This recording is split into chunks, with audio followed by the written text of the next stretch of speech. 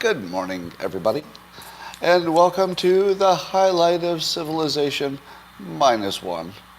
Today, I might be a little off my game, but it's only because the news is serving up repeats. Does it seem to you that the news is sort of like yesterday's news, or just more of it? Well, we'll talk about that. But will that stop us from boosting your dopamine? No. Or how about your oxytocin? No, that's going to get a little boost too.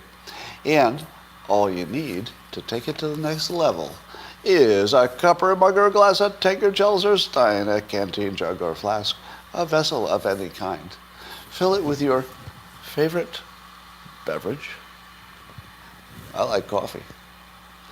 And join me now for the unparalleled pleasure. It's the dopamine hit of the day. You can feel it. Can you feel the tingle? Here it comes. Here it comes. It's a simultaneous sip. Go.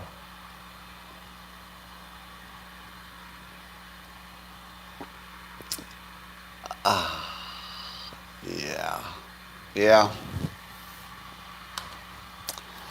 Well, I guess the big news that we haven't talked about in this format yet is the Amber Heard Johnny Depp verdict. You all know that the verdict went Johnny Depp's way mostly. So it turns out that people who were not Amber Heard said bad things about Johnny Depp, so he gets some money for that, while somebody who was not Johnny Depp said some bad stuff about Amber Heard, and so she'll get some money for that, but less. And then we've also determined that she's a narcissist and he might be a different kind of narcissist. And then we got all confused about that and decided, well, maybe it's just about these two people. I personally don't think this is going to have a gigantic impact on the Me Too movement. I could be wrong, but I think it's just going to be, it's going to look like a one-off case. However, it does give language to the Amber Turds of the world.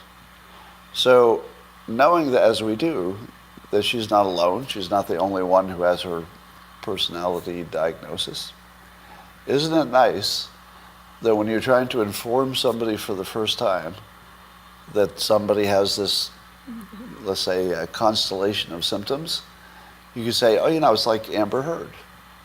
She was diagnosed with this set of symptoms. And so if you remember what she was like, that's what this is. Somebody who lies and, makes it all about herself and gaslights and all that. And then people will kind of understand. Because until you put a name to something, people don't really store it.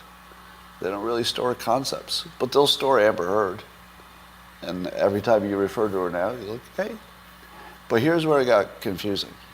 Because I guess both the defense and the prosecution, if you can call it that, in a civil suit, they both said that the other was a narcissist at one point. But there's two types. The Johnny Depp narcissist probably just likes attention, as a lot of people do. That's sort of the benign kind. And then the other kind is the dangerous kind, the Amber Heard kind, allegedly, if her psychiatrist, if the one who testified is correct, and she's in that personality constellation, then she's a type you need to run away from. So, here are some things we learned. Number one, I would expect that they're saying that Amber Heard doesn't have the money to pay the judgment. But I think that only depends until she does her next movie, and she's already slated for one. She was in Aquaman, right? The Aquaman movie. But now I think she's going to be in another one. It's called Aquaturd and the Jury Pool. I think it's called Aquaturd and the Jury Pool. Okay, that's one we worked on the Locals platform last night. YouTube, if you like it. It wasn't my original joke. All right. Um, and Johnny Depp said he was humbled by the decision. And Amber Heard said she was disappointed with what this verdict means for other women.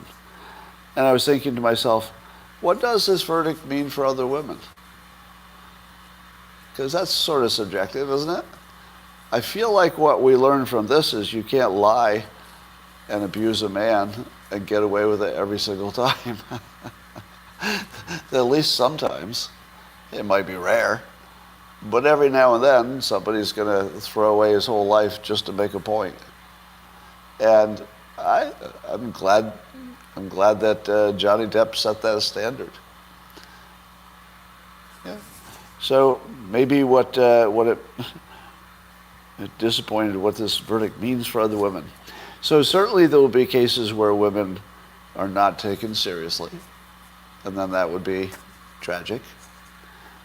But there's going to be the other kind too, where somebody should not have been taken seriously, but they were, but maybe now they won't be, because somebody will say, hey, are you Amber Hearding me?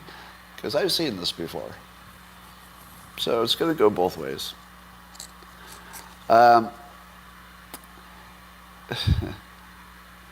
So the thing that I love about this is that the so-called defamation was not even written by Amber Heard.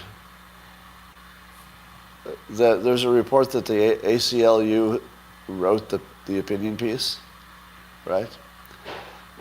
So assuming that's true, that the ACLU wrote the opinion piece, so she got sued and dragged for something that the ACLU wrote that was false.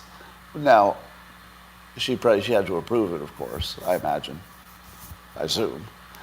So she's still guilty. But it's weird that they were the ones who wrote it. And then Johnny Depp's problem was that his own lawyer called Heard's accusations about domestic abuse a hoax. So Johnny Depp actually lost $2 million because his lawyer called what she had accused him of as a hoax. Now I'm guessing that means that some of the factual stuff must have stood, because otherwise the hoax thing would be closer to true. Now here's the question. Is hoax a word that you would have seen before 2016? I feel like that word has just permeated everything, hasn't it? Doesn't that seem like a coincidence? I don't know if hoax is a word that you see in this sort of a legal proceeding. Well, let's talk about Elon Musk, because everything was related to him. So I guess he told his Tesla employees that they've got to come into the office 40 hours a week. And he said, anyone who wishes to do remote work must be in the office for a minimum, and I mean minimum, of 40 hours per week or depart Tesla. And he says it's less than we ask of the factory workers, blah, blah. And so he's real specific, like it's got to be your actual office with the people you work in. It can't be a satellite office. Now somebody says, why? Here's the problem. If you were to ask employees, what's your best situation, what makes you most productive, they would probably all say, or most of them would say, working at home, or at least not being in the office. That's what they'd say. But you do lose all that casual contact and other stuff. And I kind of agree with Musk. I don't think you can get anything great done with remote work. I think remote work is good for steady state stuff.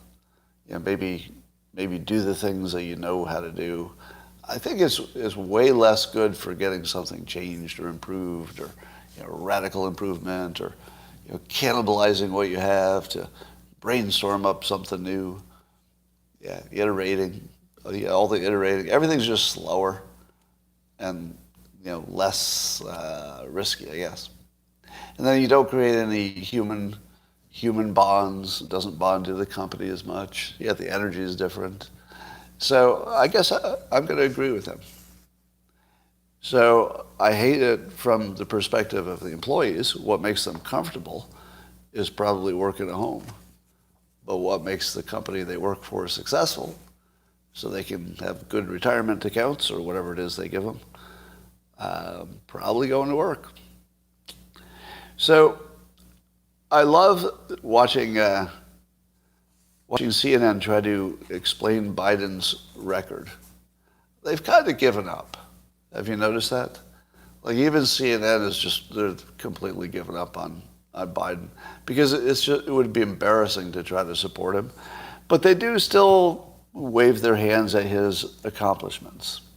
So here are 3 things named in a CNN opinion piece today as his accomplishments. It doesn't even matter who said it because these are like the standard things.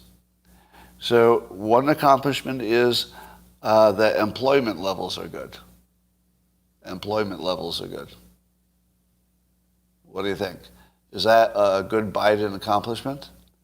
Well, shouldn't you have to compare that to what it would be if you were not on the job? And I ask you this, what exactly was it that Biden did that affected employment levels? Can you give me an example of what Biden did that affected employment levels? Because I know he did all of the checks that people got during the pandemic, but that hurt employment, didn't it? Because people were getting free money, so they didn't want jobs. So I know what he did that reduced the number of people working. He gave them free money. And I'm not saying he shouldn't have. I'm not anti that. We know he shut down some energy stuff, so that should have worked the other direction.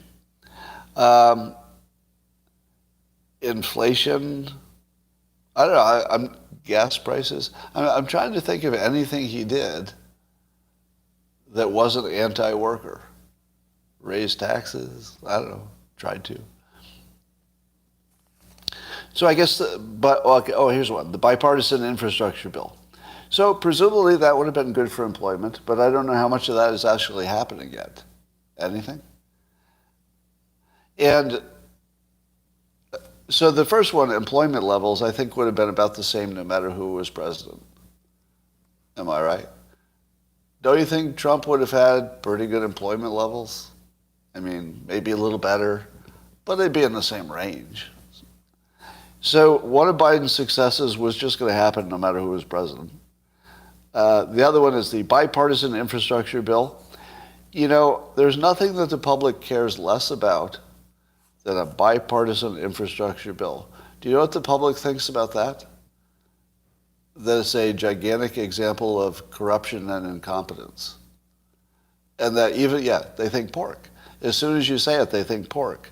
So if one of your accomplishments is to get something done that sounds to the public like something that shouldn't have been done, even though it should have been done, but it sounds like something that shouldn't have been done, some big old pork spending thing.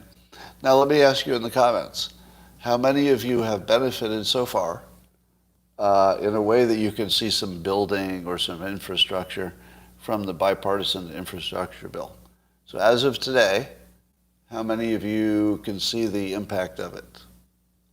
Anybody? Is there any construction near you that you can say, well, there's that infrastructure bill? Now, I think probably there's a great deal of spending and activity going on, but I don't know of any. So if you can't think of any way that it affects you, I can't imagine you'd vote based on it. So he's got the employment levels that were just going to be what they were going to be, the infrastructure bill that doesn't seem to affect anybody for reasons that are hard to understand. It's a big deal. Why don't? Now, my guess is that it is actually affecting lots of us, but since the nature of it is it's all distributed into little projects, you just don't know. You just see that your roads are getting fixed, or you see that there's something getting built over there, but you don't really know.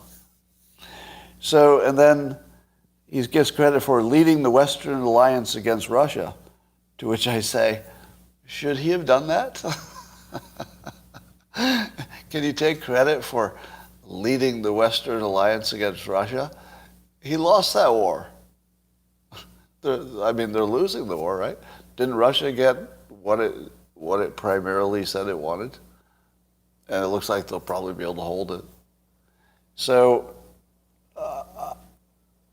those are his three things that are touted as his successes. And then the things that that Biden says he's somewhat helpless about are inflation, baby formula stuff, gas prices, the stuff you really, really notice. You notice baby formula. Like, I'm not even trying to feed a baby. So personally, the baby formula thing didn't hit me in my cupboard. But even hearing about it is traumatic. Did anybody have this experience? Like, I've not even, been involved around a baby. Even as a stepdad, I've not been around a baby who was needing formula because I came in later. So I've never even been in that situation. And when I hear babies not getting food, it sets off every alarm in my brain. And my brain is on fire. Must fix that problem right away. Because we've evolved to make that problem number one. Feed a baby. It's about the most basic thing that we were designed to do by evolution or whatever. And so when that's not getting done, that's not like not noticing the bipartisan infrastructure bill. That's catches your body on fire. And gas prices are doing the same thing, and inflation's doing the same thing. So I decided to look at inflation in other countries to see, all right, are other countries having a big inflation problem? And the answer is yes. It looks like inflation is, in fact, a global problem. There's still a big difference in inflation. Some are way worse than others. But the United States doesn't seem to be like an outlier. But here's the question. Would all of those other countries be having inflation if the United States were not? Aren't we sort of connected to everything? Now, I get that we're all having the supply chain problem. So that part is not the United States. But yeah, it just feels like the United States, sneezes and everybody gets a cold sort of thing. I feel like maybe we're causing inflation just because we're such a big drag on the economy that whatever we're doing makes everybody else have a reaction. But here are the things we can conclude. Number one, there's definitely inflation everywhere. And it doesn't seem to be really clear what the pattern is, except that, some obvious things are making inflation. So here, if you Google why is U.S. inflation so high, this will make you crazy. I actually do this. Just Google, why is U.S. inflation so high? What do you think it'll say? Do you think it'll say because the government, printed too much money? Here's what it says. It says, this is Google's answer. Experts say there are three main factors currently fueling much of the price growth: sharply raising labor costs, energy prices, and interest rates. And it says each one pushes the cost of everyday consumer goods higher, blah, blah, blah. Now, wait a minute. That wasn't an answer. Let me say it again. Just listen for this, and it sounds like it's an answer, but it's not even an answer. Why is there inflation? Because there's sharply rising labor costs. No, sharply raising labor costs are inflation. And energy costs and interest rates, all that. So basically, they just defined what inflation is. They didn't give you any reason. So the question was, why is there inflation? And they completely avoid the question of why. Now, they could have said experts disagree on the reason. If that's true, I don't know. But if you were trying to learn why there's inflation in the United States and you Googled it, you would get Google's official answer that is absolutely just misdirection. Am I right? Now, I don't think that the answer is always as political as we make it. It's not always Trump's fault. It's not always Biden's fault, right? You know, we leap to those models. But it's definitely not telling you anything that, what is it that causes prices to be higher? Well, it's the higher prices. So if you hadn't Googled that, there it is. The thing that causes prices to be higher is the higher prices. And also, if you're not following along closely, the higher prices will cause the inflation. But also the inflation will cause the higher prices. I don't know how we'll ever stop. That's some helpful stuff right there. Well, no one's to blame if it's just, hey, prices went up. What can you do? Speaking of prices, so the EU and the UK, I guess they've passed some kind of laws or rules or something that's going to block insurance companies from insuring Russian oil shipments. Remember, I always tell you, if you want to predict where things are going, just look at the insurance companies, because they're the ones who have to get it right. They have to predict risk. So the insurance companies have decided that shipping Russian oil, well, at least the government has decided that the insurance companies will decide this, is too risky, or it's too sanctioned. So I don't know if this means that, you know, Lloyd's of London will be out of the game, but does that mean that some sketchy North Korean insurance company won't fill in the blanks? And would that insurance even be accepted? I don't know. So I would keep an eye on this space, because insurance could just be, you know, the most predictive thing like it usually is. Because things you can't insure just don't happen, or they're not going to happen at the same rate or pace, or, you know, it's not going to be a growing thing anymore if you can't insure it. So this could be like a major turning point in Russia's fortunes, and if it is, and I think that would still be a stretch, but if it is a turning point, it'll be yet another example where if you were watching the insurance industry, it gave you a warning ahead of time. Yes, these are Scotonopics. All right. What is a woman? Is the documentary out? The documentary, What is a Woman? You know, the thing about that kind of content, the whole trans, what is a woman and everything, is that stuff's, yeah, it's Matt Welch's thing. I'm sure I'll watch that, because I think the entertainment factor will be high. But we're not learning anything from this kind of discussion, are we? I mean, it's just something to get our blood flowing and get us clicking. So I don't think it changes anything, but I'm sure it'll be interesting. One of the things I like is when he puts ordinary people on the spot, Matt Welch, and gets them to, or Walsh, and gets them to explain their opinions. That's always good. All right.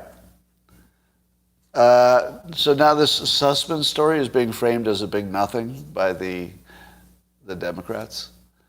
So because the attorney who was working for Clinton got off, so because he's not, going to have any legal consequence, they're ignoring the bigger part of the story, which is that in the process of this trial, we learned that Hillary Clinton was in fact behind this major Russia collusion hoax. And somehow that part of the story can be, just disappeared, because they can make you look at the other part of the story and say, well, there was nothing criminal. No crimes happened. See you, sucker. But we don't even know if no crimes happened. We just know that a jury in Washington, D.C. decided not to convict. That's all we know, which is very different from knowing no crimes happened. Yeah. So watching this thing get disappeared is pretty shocking.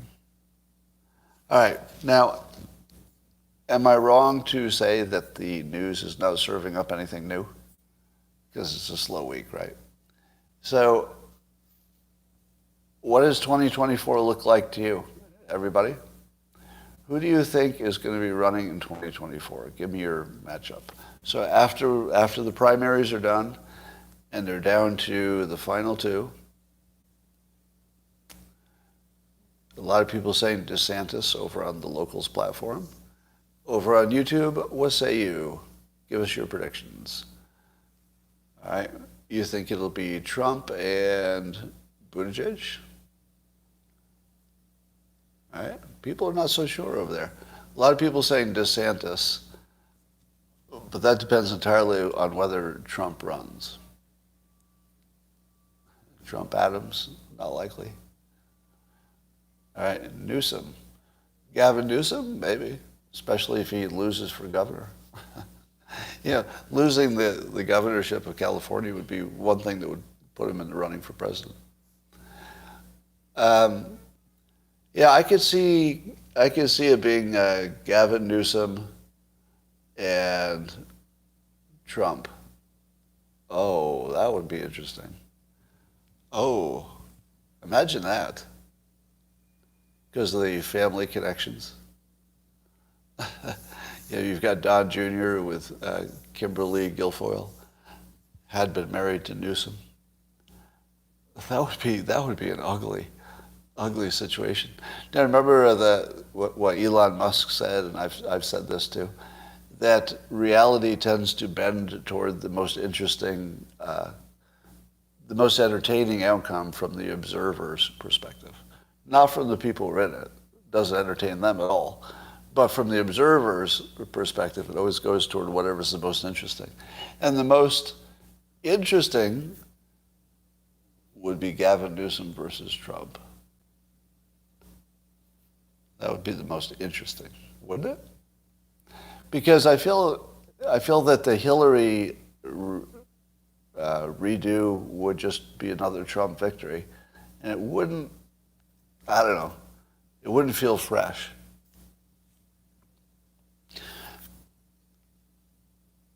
2020 was not a case of the most interesting. All right, let me ask you this. Imagine these two scenarios and you're Trump and you get to pick one. And you have the benefit of hindsight, but only as much hindsight as we have today. And here are your two choices. You can win a second term outright if you're Trump, and you can just serve the second term. But your second term is going to look a lot like Joe Biden's second term, even if you did different policies, because things sort of suck, right? So probably things would look kind of not so awesome. It wouldn't look the way it looks now. I mean, Ukraine could look completely different, and energy and gas prices could look completely different. But it's not going to look like a great year, wouldn't you say? Afghanistan, we don't know what would have happened there. So we'll never know what would have looked like. But I don't think that this year was going to be like a great year, or these 4 years.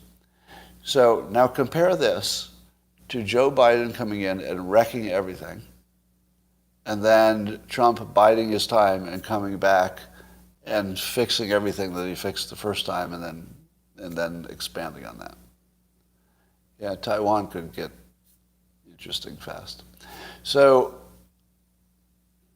the question is, for Trump's legacy, is he better off to win 2 terms consecutively, or to let Biden really ruin 1 term, and then Trump comes back and triumphantly fixes it and shows that he should not have been defeated in the first place, and maybe there was some skullduggery that had an impact.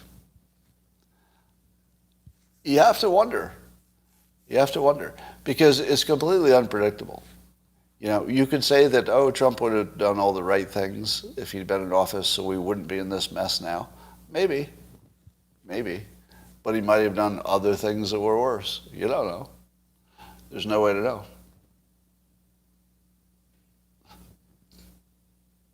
Yeah. Trump's too controversial? I think so. All right. People, is there another topic that I have not broached that needs to be? Because I don't think there's much happening right now. China. But what's new about China?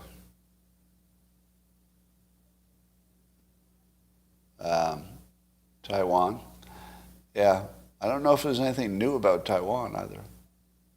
Taiwan airspace. Well, you know China's going to be testing Taiwan's airspace like crazy.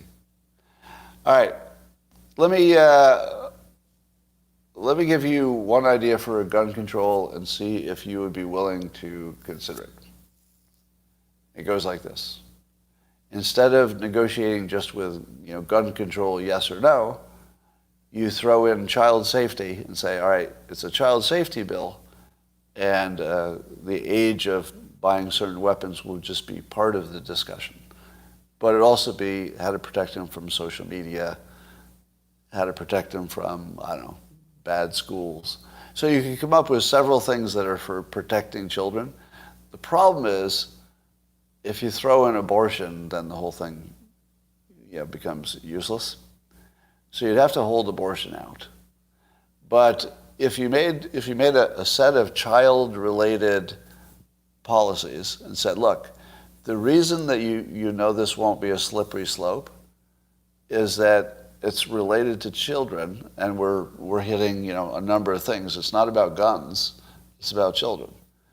So yes, there might be a slippery slope toward protecting children. So that's the slippery slope everybody wants, right? Unless you get too nanny state. But if there are obvious things that would protect children, just obvious things, most people are down for the obvious stuff. Yeah.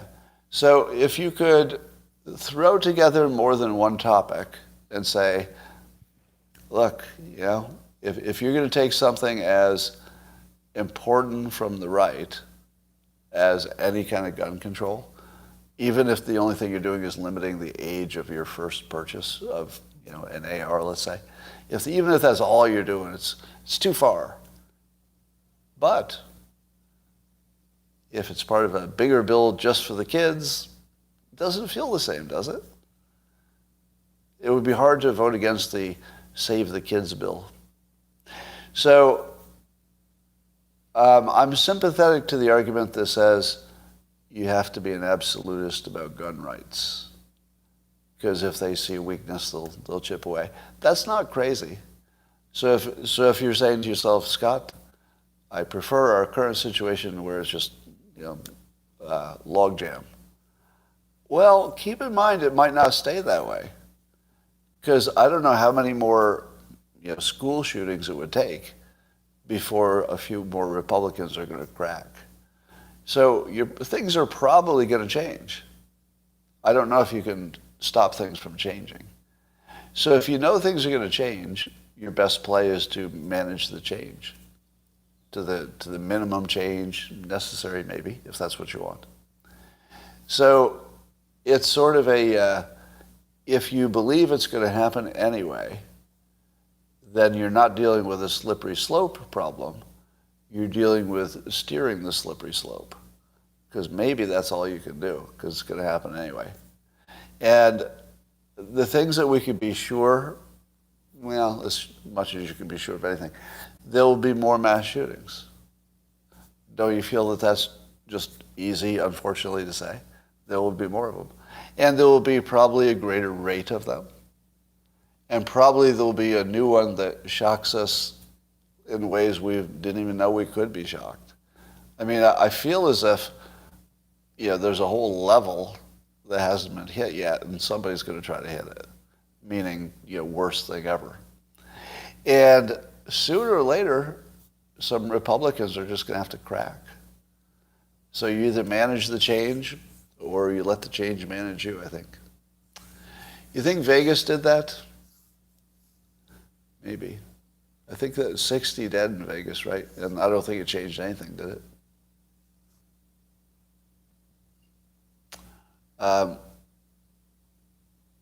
Vegas shooting didn't change anything. Yeah, but you know what's different about the Vegas shooting? Is it was adults. It's the school shootings that activate people.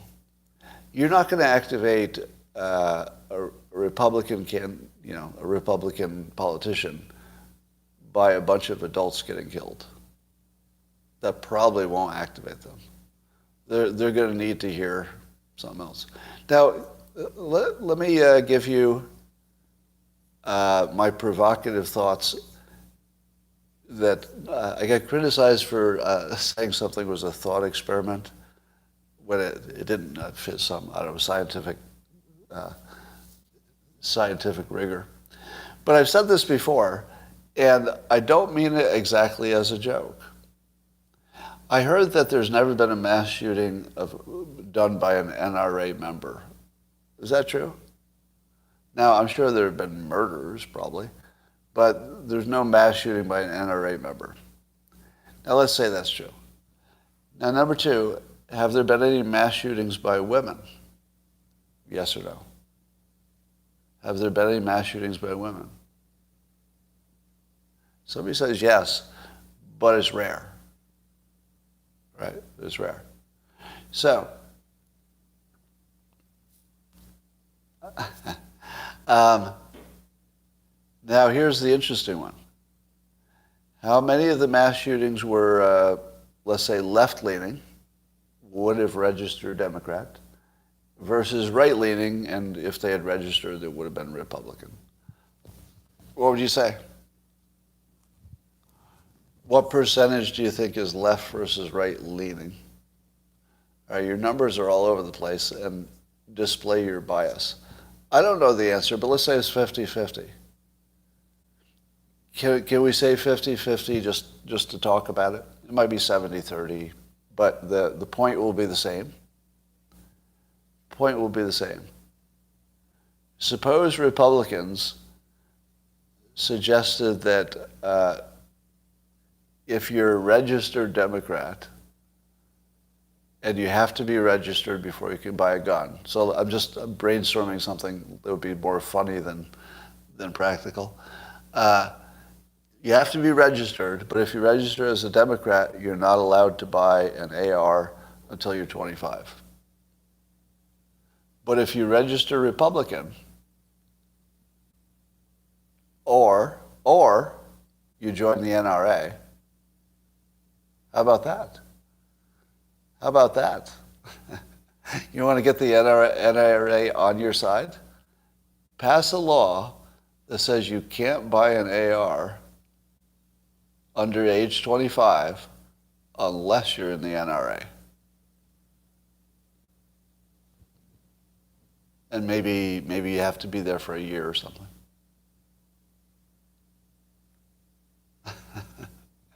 Now, here's what's interesting about it. Do you think the NRA would be able to say that? Do you think they would be able to say, hey, we'll get way more members. This promotes our idea that people who join the NRA become responsible gun users. You like your shooters incompetent. Okay, there's that. But let's go the other way. Forget about the NRA, that's too polarizing. Suppose Republicans just said, we will help Democrats ban guns for Democrats. Here's the argument. It would not stop Republican problems. But what if it stopped half of the problems? Why would Democrats turn down a half measure that would solve half the problem if it's the only thing they can get? Now, this idea will grow on you a little bit. Now, you have to compare it to getting nothing done. So here I'm going to make the assumption that nothing will get done of any consequence. But suppose Republicans literally said, you can't buy a gun under the age of 25 unless you're a registered Republican. And here's the deal. We know that still allows some mass shootings for registered Republicans. But if half of all mass shootings are Democrats, you can at least cut them in half. So who would be against something that everybody could agree on? Because Republicans would laugh and agree that limiting Democrats from having guns until they knew how to use them is just a smart idea. It would be so funny that I think Republicans would vote for it just because it's funny, right? Now, I'm sure it's unconstitutional, illegal and impractical in some way. But as you think through it, it sort of helps you clarify what actually is going on here. If the Democrats wanted to reduce the number of people who are getting hurt, they would take that deal, right? So that's what the thought experiment does. The thought experiment tells you that people were lying, because you can create a situation where they're getting 50% of what they want, and you're comparing it to getting nothing, and people won't take.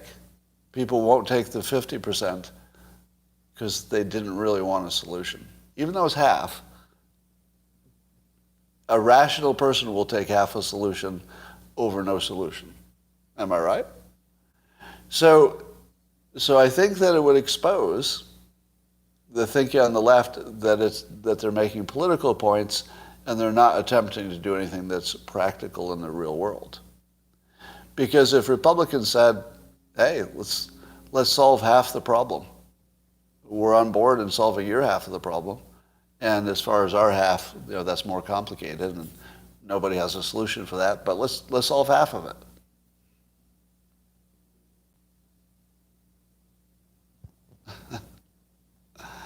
All right. Now, let me ask you, when I first brought that idea up, and you thought, okay, it's stupid, but it's funny, and the more I talked about it, the better it sounded, didn't it? Seriously. Right? It sounded a little bit better than you thought it would. I bet I surprised you a little bit there. Okay, not everybody. Some of you not sold at all. Now, here's the difference between you and me. I would have done this. Like if I were a Republican in Congress, I actually literally would have done this. I would have introduced a bill, and of course it wouldn't get passed. But I would have clarified people's thinking in the process. And I would have said, look, we already showed you don't want to have fewer dead people. If you ever want to have fewer dead people, join us and we'll work something out. But you just proved you don't want that. So I would have done it. I would have done it just to make the point. I would be the grandstanding senator. That's why you don't want me in the Congress. You don't want me in the Senate especially. Because I'd just be grandstanding all the time. I'd never stop.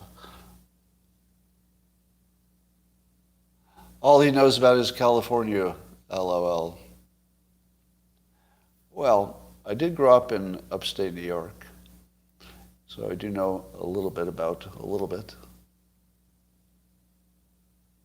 It legitimizes gun control for one side, then the other side also gets banned. Maybe. But the thing is, if it worked, imagine if it worked. Imagine if there was a ban just on Democrat gun sales, and it immediately decreased the number of mass shootings by 50%. Because it should, right? Or something like that.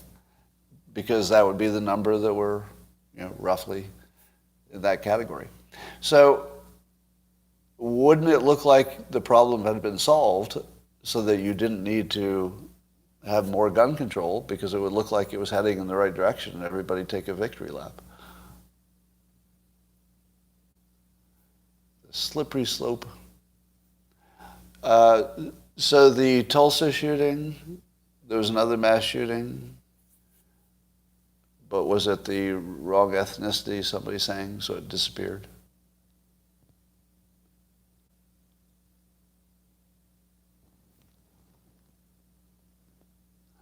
Um, yes, we covered the Depp verdict.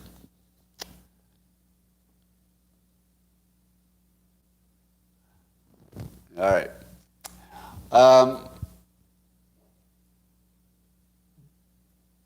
What's the history on him confiscation? So apparently, I saw a report today that the red flag laws in Florida are working somewhat robustly.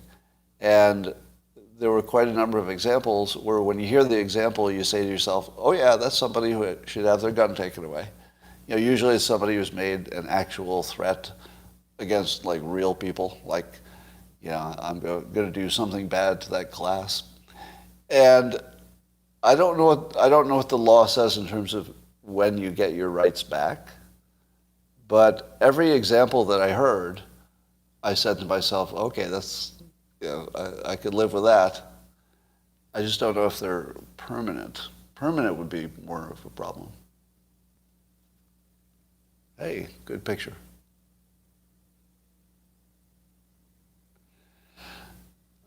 All right. Let me think of an offer you can't refuse, okay? Rights are inalienable. No, they're not. Your rights can be alienated. Is that the right way to say it? What would be the way to say you don't have inalienable rights? I will alienate your rights? I don't know. That's weird talk. That's weird talk. But I always have to explain this to people like I'm the only person in the world who ever heard it or something. You can do anything until the government tells you you can't. And it doesn't matter if they're wrong. It just matters if they have guns. And then they can make you do anything they want. So you could argue what your right ought to be. That's not going to help you. Rights are given by the Creator. Are they? Are they? Are they given, or are they just here? Like, are people who don't believe in a Creator, do they have no rights? Or they just don't know where they came from? Now, the whole question of your rights, it's a nonsense conversation. There is only power. There are no rights. If somebody with power decides you can't do something, you can't do it. I mean, without penalty. So where's your inalienable rights there? If somebody can put you in jail, you don't have any rights. So it tends to be just a power struggle, and then we try to dress up the power struggle by saying we're giving people their inalienable rights, but governments only give people the rights that they think are not going to hurt the government, or at least not hurt it too badly. So. Now, I get that if you were going to make an argument in court or an argument to the public saying stuff like your rights are God-given and they're inalienable, well, that's good rhetoric, but it has no application to the real world. In the real world, if nobody's going to punish you for doing something, well, you can do it. And if somebody is going to punish you for doing it, well, good luck. That's sort of the end of the beginning and the end of your rights. Somebody says incorrect. Tell me why.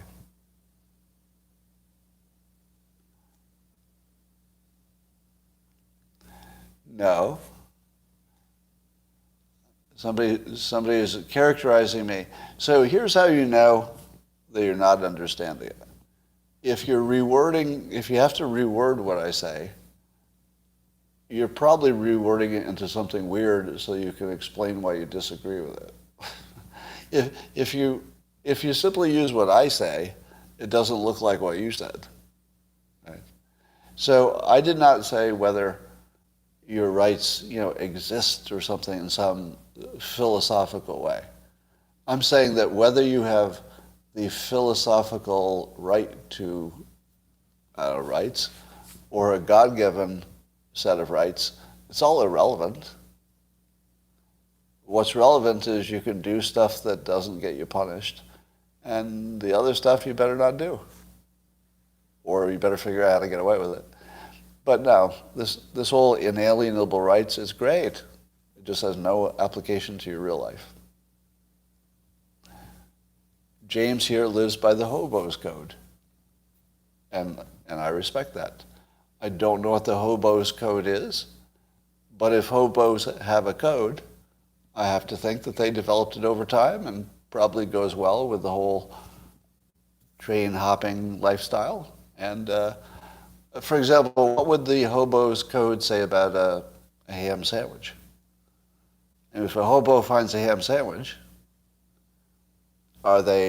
is said hobo obligated to share it or scarf it as soon as possible so nobody else can get it? I don't know. All right, well, I got nothing else going on here because it's a slow news day, but tomorrow will be awesome. I will leave you only with this thought. You probably will find yourself feeling a little bit better today than you imagined. And that's not an accident. And tomorrow, you're going to feel even better. And that's not an accident either. So come back for Coffee with Scott Adams in the morning, same place, same time. And I'll see you later, YouTube.